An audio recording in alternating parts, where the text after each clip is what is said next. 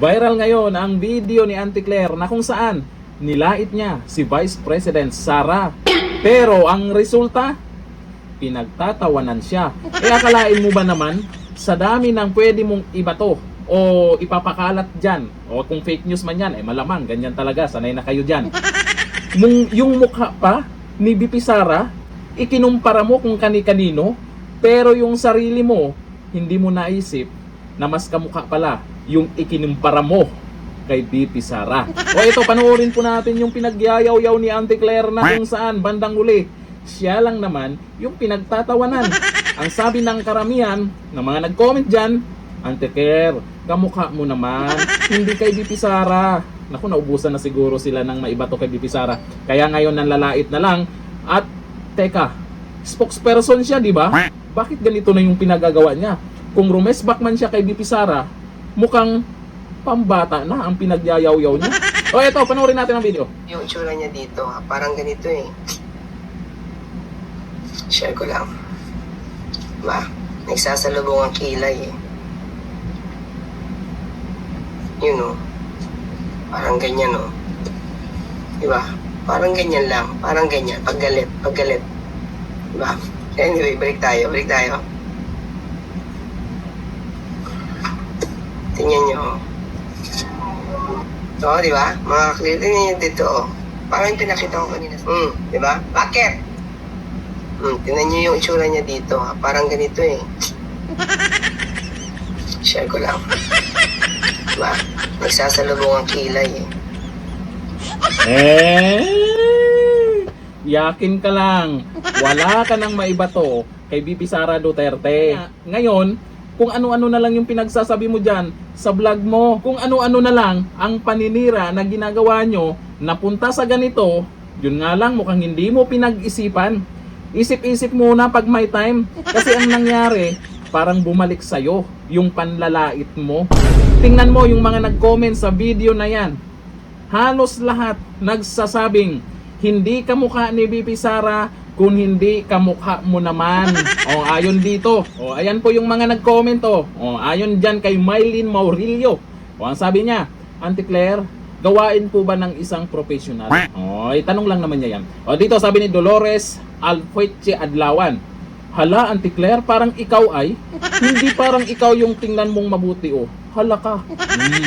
Sa tingin ko rin ha, kayo sa tingin nyo, sino ba talaga ang kamukha niyan? Yung pinakita niya na tinatawag or ang pangalan daw niyan ay Chucky. O sabi ni Maria Gloria Franco, ikaw ang kamukha, clear na clear. O sabi ni Amira Nur, haha si Claire, ganda-ganda naman sa sarili. Suot mo kaya ang tamang grado eyeglass mo para clear mo. Kayo ang kamukha. Baka naman yung salamin niya ay hindi na updated. Nagbago na ang grado ng mata mo. Palitan mo na yung salamin mo. O sabi ni Diana Choydian, mas kawig mo madam, malayo kay BP namin. Mas malayo naman talaga. Unang-una, sa buhok pa lang, makikita na ang pagkakahawig nila. Di ba? Sa hugis ng mukha, sino yung magkamukha talaga? Ang layo naman talaga. Akalain nyo, mukha pa ni BP Sara yung napansin nyo. Mukha pa talaga ni BP Sara ha? Nako, maraming nagagandahan sa ating Vice President. Tapos itong Auntie Claire pa, spokesperson pa ng Malacanang, ang isa sa nanlait dyan. Alkoy, yan din kaya ang sinasabi ng taga Malacanang? Yung isa dapat yung pansinin mo, Auntie Claire, yung nasa Malacanang. Oo, may isa dyan. Cute ba talaga yon? Ikaw nanlalait ka sa BP, pero yung mga kinakampihan mo, tingnan mo ang itsura. Ito sabi ni Calvin de la Cruz, parang ikaw naman ang kamukha, Auntie Claire. O sabi ni Aida Saavedra, kamukha mo Claire. Di ba? Ito nga yung mga nag-comment ha.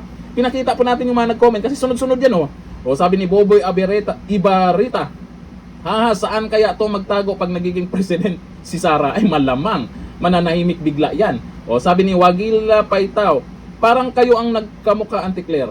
O tingnan yung mga nag-comment ha. Auntie Claire, mas kamukha mo. Sabi ni Adonis Galigo, ikaw ang kamukha talaga Claire, magkahawig talaga kayo. Sabi ni Abi Aprip. Sabi ni Abi Arif, sabi ni Kishin, nakikita ko dyan, ikaw yan, Auntie. Tingnan nyo ha, kitang-kita naman kung sino yung kamukha talaga dyan. Auntie Claire, hinay-hinay lang kung ano binabato nyo kay BP Sara. Wala ka pa rin kadala-dala. Tingnan mo ang resulta. Negative 3 na. Oh, ano? Wala wenta yung mga vlogger dyan. Wala wenta yung pinagyayaw-yaw nyo dyan. Anyari, kanino naniniwala ang taong bayan? May isa pa nga akong kasamahan dati dyan. Vlogger, mayroon na siyang 500,000 subscriber. Pero ngayon, anyari, sumuko na.